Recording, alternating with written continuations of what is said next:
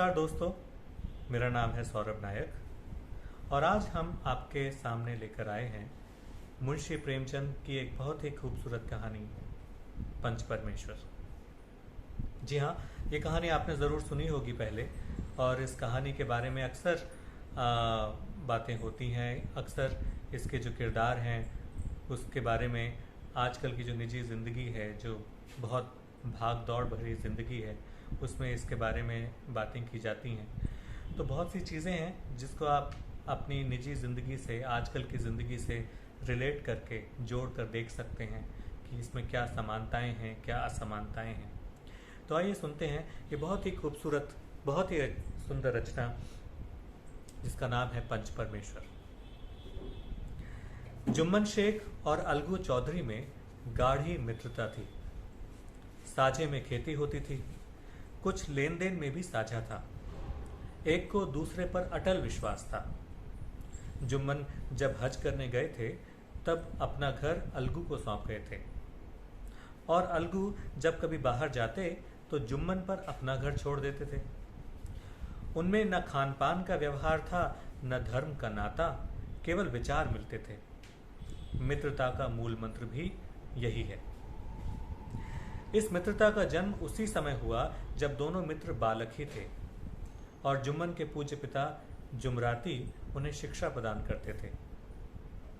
अलगू ने गुरुजी की बहुत सेवा की थी, खूब रकाबियां मांजी, खूब प्याले धोए। उनका हुक्का एक क्षण के लिए भी विश्राम न ले पाता था, क्योंकि प्रत्येक चिलम अलगू को आधा घंटे तक किताबों से अलग कर देती थी। अलगू के पिता पुराने विचारों के मनुष्य थे। उन्हें शिक्षा की अपेक्षा गुरु की सेवा शुश्रूषा पर अधिक विश्वास था। वे कहते थे कि विद्या पढ़ने से नहीं आती, जो कुछ होता है गुरु के आशीर्वाद से। बस गुरु जी की कृपा दृष्टि चाहिए। अतएव यदि अलगू पर जुमराती शेख के आशीर्वाद अथवा सत्संग का कुछ फल न हुआ तो यह मानकर संतोष कर लेना कि विद्यापार्जन में उसने यथाशक्ति कोई बात उठा नहीं रखी। विद्या उसके भाग्य में ही नहीं थी तो कैसे आती। मगर जुमराती शेख स्वयं आशीर्वाद के कायल न थे। उन्हें अपने सोटे पर अधिक भरोसा था और उसी सोटे के प्रताप से आज आसपास के गांव में जुम्मन की पूजा होती थी। उनके लिखे हुए रहननामे या बैनामे पर कचहरी का मुहर्रिम भी कलम न उठा सकता था। हल्के का डाकिया, कांस्टेबल और तहसील का चपरासी सब उनकी कृपा की आकांक्षा रखते थे। अतएव अलगू का मान उनके धन के कारण था, जो जुम्मन शेख अपनी अनमोल विद्या से ही सबके आदर पात्र बने हुए थे। जुम्मन शेख की एक बूढ़ी खाला थी, मौसी थी। उनके पास थोड़ी सी मिल्कियत थी, परंतु उनके निकट संबंधियों में कोई न था। जुम्मन ने लंबे चौड़े वादे करके वह मिल्कियत अपने नाम लिखवा ली थी। जब तक दान पत्र की रजिस्ट्री न हुई थी तब तक खालाजान का खूब आदर सत्कार किया गया। उन्हें खूब स्वादिष्ट पदार्थ खिलाए गए। हलवे पुलाव की वर्षा सी की गई। पर रजिस्ट्री की मोहर ने इन खातिरदारियों पर भी मानो मोहर लगा दी। जुम्मन की पत्नी करीमन रोटियों के साथ कड़वी बातों के कुछ तेज तीखे सालन भी देने लगी। जुम्मन शेख भी निठुर हो गए। अब बेचारी खालाजान को प्रायः नित्य ही ऐसी बातें सुननी पड़ती थीं। बुढ़िया न जाने कब तक जिएगी। 2-3 बीघे ऊसर क्या दे दिए, मानो मोल ले लिया। बघारी दाल के बिना रोटियां नहीं उतरती। जितना रुपया इसके पेट में झोंक चुके उतने से तो अब तक गांव मोल ले लेते। कुछ दिन खालाजान ने सुना और सहा, पर जब न सहा गया तब जुम्मन से शिकायत की। जुम्मन ने स्थानीय कर्मचारी गृह स्वामी के प्रबंध में दखल देना उचित न समझा। कुछ दिन तक और यूं ही रो धोकर काम चलता रहा। अंत में एक दिन खाला ने जुम्मन से कहा, बेटा, तुम्हारे साथ मेरा निर्वाह न होगा। तुम मुझे रुपए दे दिया करो, मैं अपना पका खा लूंगी। जुम्मन ने धृष्टता के साथ उत्तर दिया, रुपए क्या यहां फलते हैं? खाला ने नम्रता से कहा, मुझे कुछ रूखा सूखा चाहिए भी नहीं। जुम्मन ने गंभीर स्वर से जवाब दिया, तो कोई यह थोड़े ही समझा था कि तुम मौत से लड़कर आई हो। खाला बिगड़ गई। उन्होंने पंचायत करने की धमकी दी। जुम्मन हंसे, जिस तरह कोई शिकारी हिरन को जाल की तरफ जाते देखकर मन ही मन हंसता है। वह बोले, हाँ जरूर पंचायत करो, फैसला हो जाए। मुझे भी यह रात दिन की खटपट पसंद नहीं। पंचायत में किसकी जीत होगी, इस विषय में जुम्मन को कुछ भी संदेह न था। आसपास के गांव में ऐसा कौन था जो उसके अनुग्रहों का ऋणी न हो? ऐसा कौन था जो उसको शत्रु बनाने का साहस कर सके? किसमें इतना बल था जो उसका सामना कर सके? आसमान के फरिश्ते तो पंचायत करने आएंगे नहीं। इनके बाद कई दिन तक बूढ़ी खाला हाथ में एक लकड़ी लिए आसपास के गांव में दौड़ती रही। कमर झुककर कमान हो गई। एक एक पग चलना दूभर था, मगर बात आ पड़ी थी, उसका निर्णय करना जरूरी था। विरला ही कोई भला आदमी होगा जिसके सामने बुढ़िया ने दुख के आंसू न बहाए। किसी ने तो यूं ही ऊपरी मन से हूं हां करके टाल दिया, और किसी ने इस अन्याय पर जमाने को गालियां दी। कहा, कब्र में पांव लटके हुए हैं, आज मरे कल दूसरा दिन, पर हवस नहीं मानती। अब तुम्हें क्या चाहिए? रोटी खाओ और अल्लाह का नाम लो। तुम्हें अब खेती बाड़ी से क्या काम है? कुछ ऐसे सज्जन भी थे जिन्हें हाथ से रस के रसास्वादन का अच्छा अवसर मिला। झुकी हुई कमर, पोपला मुंह, सनके से बाल, इतनी सामग्री एकत्र हो तब हंसी क्यों ना आए भला? ऐसे न्यायप्रिय, दयालु, दीन वत्सल पुरुष बहुत कम थे जिन्होंने उस अबला के दुखड़े को गौर से सुना हो और उसको सांत्वना ही दी हो। चारों ओर से घूम घाम कर बेचारी अलगू चौधरी के पास आई, लाठी पटक दी और दम लेकर बोली, बेटा तुम भी दम भर के मेरी पंचायत में चले आना। अलगू, मुझे बुलाकर क्या करोगी? कई गांव के आदमी तो आएंगे ही। अपनी विपत तो सबके आगे रो आई, अब आने न आने का अख्तियार उनको है। यूं आने को आ जाऊंगा, मगर पंचायत में मुंह ना खोलूंगा। क्यों बेटा? अब इसका क्या जवाब दूं? अपनी खुशी, जुम्मन मेरा पुराना मित्र है, उससे बिगाड़ नहीं कर सकता।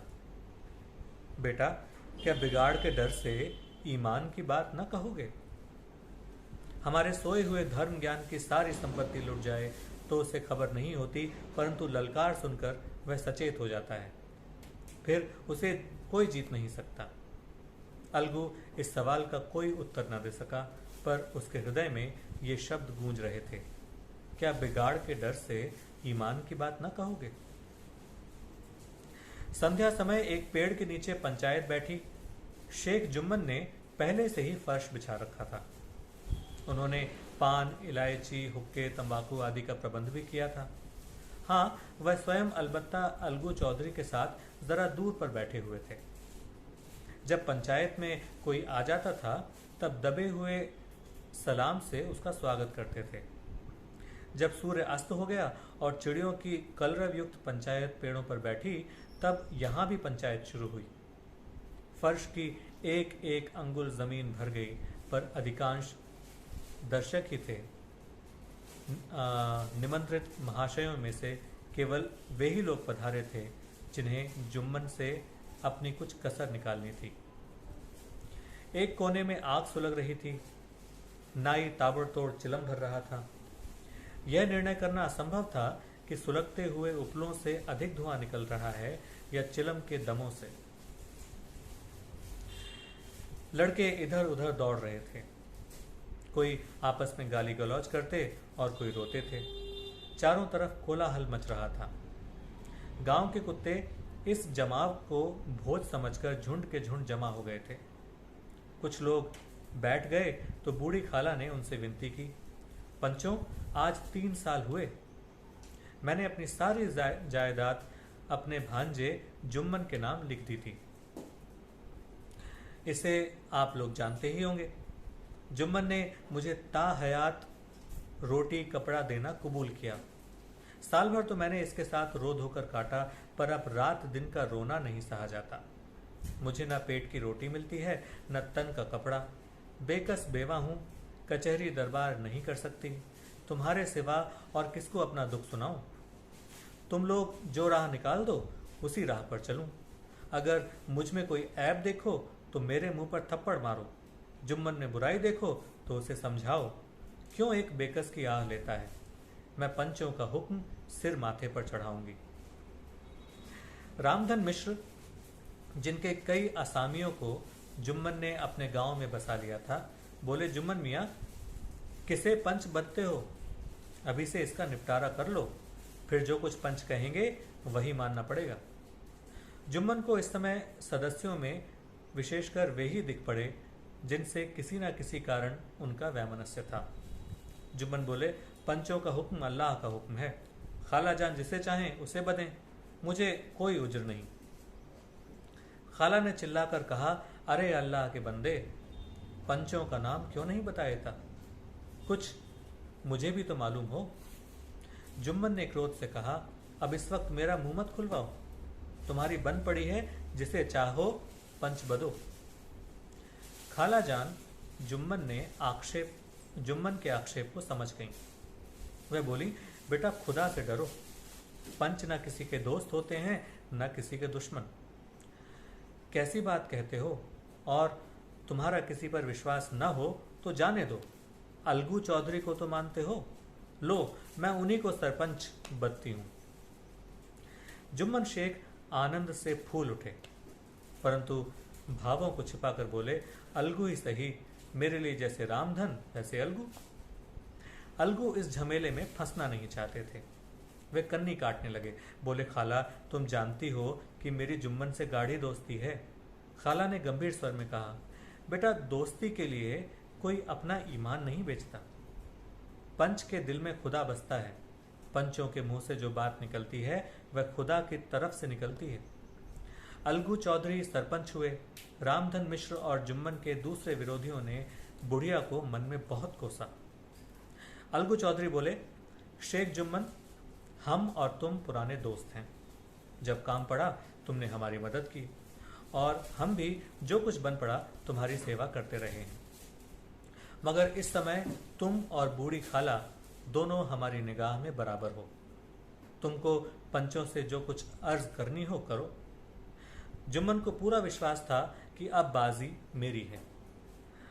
अलगू यह सब दिखावे की बातें कर रहा है, अतः शांत चित्त होकर बोले, पंचों, 3 साल हुए खाला जान ने अपनी जायदाद मेरे नाम हिब्बा कर दी थी। मैंने उन्हें ताहयात खाना कपड़ा देना कबूल किया था। खुदा गवाह है, आज तक मैंने खाला जान को कोई तकलीफ नहीं दी। मैं उन्हें अपनी माँ के समान समझता हूँ। उनकी खिदमत करना मेरा फर्ज है। मगर औरतों में जरा अनबन रहती है, उसमें मेरा क्या बस है? खाला जान मुझसे माहवार खर्च अलग मांगती हैं। जायदाद जितनी है वह पंचों से छिपी नहीं। उससे इतना मुनाफा नहीं होता है कि माहवार खर्च दे सकूं।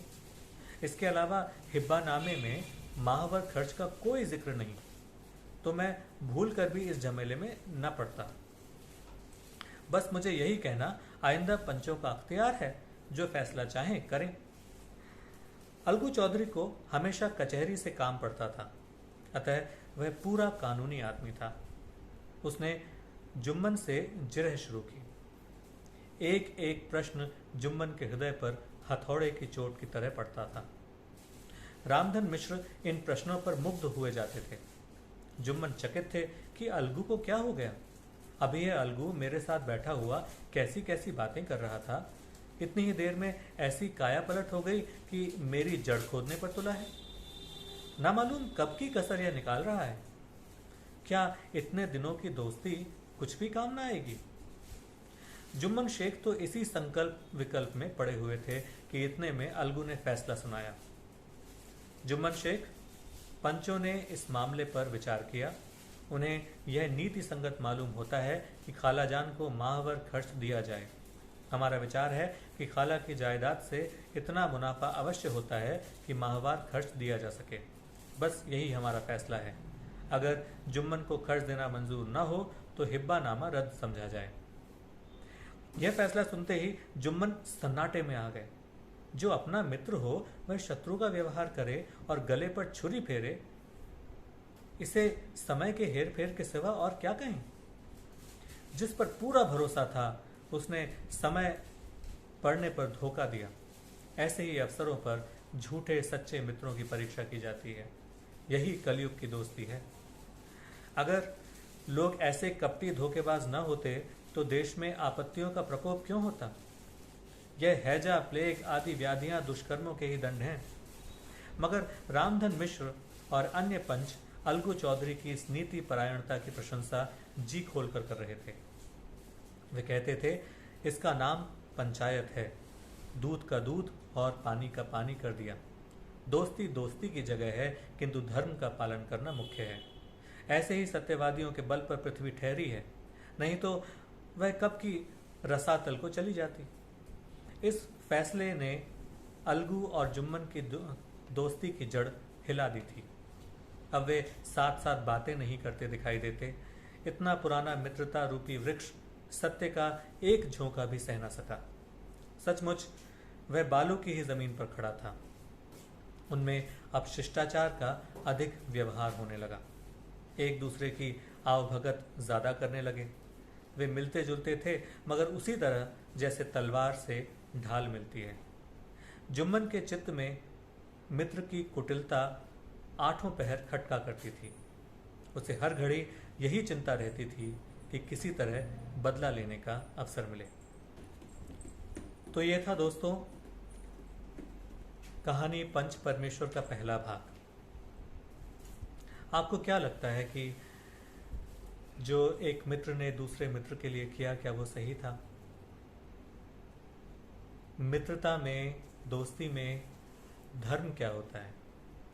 क्या उसे सही या गलत की पहचान करना, जो उसे सही लगा और उसने सही का साथ दिया, क्या वो सही था या उसे अपने दोस्त का साथ देना चाहिए था? आप अपने विचार ज़रूर रखिएगा। हम बहुत जल्द ही इस कहानी का दूसरा भाग आपके सामने पेश करेंगे। धन्यवाद।